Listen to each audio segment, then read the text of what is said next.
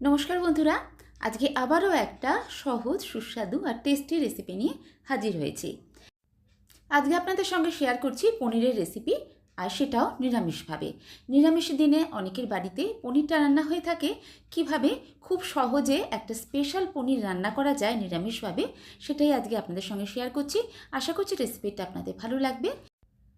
নমস্কার বন্ধুরা, আমি মহুয়া, আমার চ্যানেলে আপনাদের সবাইকে স্বাগত জানাচ্ছি। তাহলে চলুন শুরু করা যাক আজকের রেসিপি। আমি এখানে 200 গ্রাম পনির নিয়েছি। পনিরটাকে প্রথমে কেটে নিয়েছি। পনিরটা আপনারা আপনাদের পছন্দ মতো যে কোনো শেপেই কেটে নিতে পারেন, ছোট বা বড়।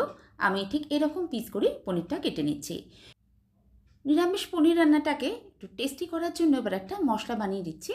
এখানে আমি কিছু কাজু বাদাম নিয়ে নিয়েছি, আর নিয়ে নিচ্ছি 1 বড় টেবিল চামচ চারু মগজ। প্রথমে এটাকে একবার শুকনো গুঁড়ো করে নিচ্ছি।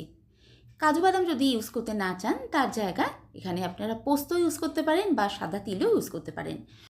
এবার এর মধ্যে দিয়ে দিলাম একটা টমেটো কুচি, আর ঝালের জন্য দিচ্ছি 2টো কাঁচা লঙ্কা। সামান্য একটু জল দিয়ে এটার একটা মিহি পেস্ট তৈরি করে নেব। এবার রান্নাটা শুরু করছি। গ্যাস অন করে কড়া বসিয়ে দিয়ে কড়াতে দিয়ে দিচ্ছি সাদা তেল। তেলটা ভালো করে গরম হয়ে যাওয়ার পর সামান্য একটু নুন দিয়ে এবার পনিরগুলো ভেজে নেব।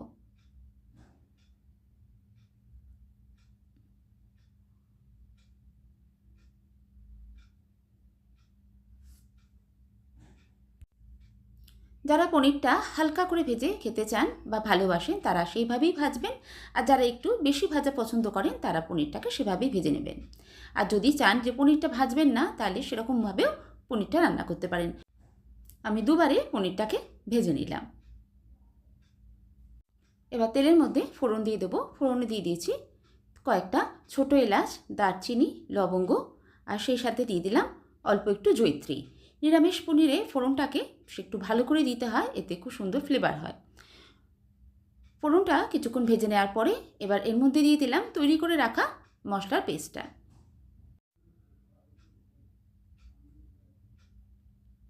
মশলাটা এবার ভালো করে কষে নিচ্ছি। মিক্সারের বাটির মধ্যে অনেকটা মশলা লাগা ছিল, ওটা ধুয়ে অল্প একটু জল দিয়ে দিলাম। সময় নিয়ে মশলাটাকে বেশ ভালো করে এবার কষে নেব। কষার সময় ফ্লেমটাকে মিডিয়ামে রেখেছি।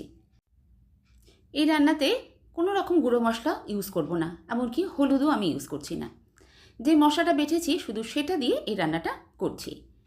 মশলাটা ভালো করে কষে যখন সাইড থেকে এভাবে তেল ছাড়তে শুরু করবে, এবার এর মধ্যে দিয়ে দিলাম ভাজা পনিরগুলো। পনিরটাকে মশলার মধ্যে দিয়ে কিছুক্ষণ এবার কষে নেব। কষার সময় অবশ্যই খেয়াল রাখতে হবে যেন তলায় লেগে না যায়। যেহেতু এর মধ্যে বাদাম বাটা রয়েছে, এটা কিন্তু খুব তাড়াতাড়ি ঘন হয়ে গিয়ে তলায় লেগে যেতে পারে। ভালো করে কষে নেওয়ার পরে এবার এর মধ্যে দিয়ে দিলাম 1 কাপ দুধ। দুধটা আমি আগে থেকেই জাল দিয়ে রেখেছিলাম। দুধটা দিলে এই গ্রেভির টেস্টটা আর যে টেক্সচারটা আসে খুব সুন্দর আসে, একটা ক্রিমি ভাব আসে, খুব সুন্দর খেতে লাগে। আপনারা চাইলে অবশ্যই এটা জল দিয়েও করতে পারেন, সেক্ষেত্রে স্বাদের কোনো হেরফের হবে না, কিন্তু গ্রেভিটা একটু ক্রিমি ভাব কম হবে।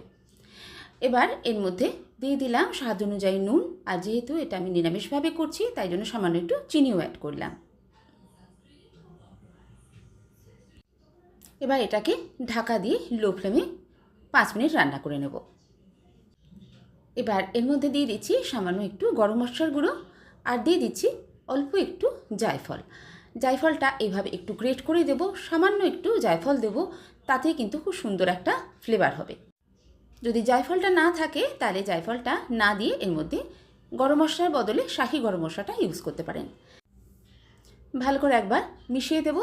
এবার একদম লো ফ্লেমে রেখে আর 2 মিনিট জাস্ট এটাকে রান্না করে নেব, যাতে গরম মশলা জায়ফলের গন্ধটা রান্নার মধ্যে খুব সুন্দরভাবে ছড়িয়ে যায়। 2 মিনিট পরে গ্যাসের ফ্লেমটা এবার আমি অফ করে দেবো। তারপর স্ট্যান্ডিং টাইমে ঢাকা দিয়ে 2 মিনিট রেখে তারপর সার্ভ করব। বানিয়ে নিলাম খুব সহজভাবে স্পেশাল দুধ পনির। নিরামিষভাবে যদি পনির রান্না করতে চান আর যদি সেটা স্পেশাল করতে চান, তাহলে এই সহজ দুধ পনিরের রেসিপিটা অবশ্যই ট্রাই করতে পারেন।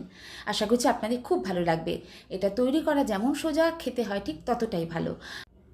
ভাত, রুটি, পরোটা, পোলাও, নান সব কিছু দিয়েই এই রেসিপিটা খেতে খুবই ভালো লাগে। নিরামিষ দিনে এরকম একটা পনির রান্না করতে পারলে কিন্তু সেদিনের খাবারটা জাস্ট জমে যাবে। রেসিপিটা ভালো লাগলে অবশ্যই একটা লাইক দিয়ে দেখবেন। আর যদি আজকে আমার চ্যানেলে নতুন ভিউয়ার হন, রেসিপি ভালো লাগলে চ্যানেলটা সাবস্ক্রাইব করে নিয়ে আমার পাশে থাকতে ভুলে যাবেন। আসি বন্ধুরা, আবার কোনো নতুন রেসিপি নিয়ে আপনাদের সঙ্গে দেখা হচ্ছে। সবাই ভালো থাকবেন, সুস্থ থাকবেন। সবাইকে অসংখ্য ধন্যবাদ।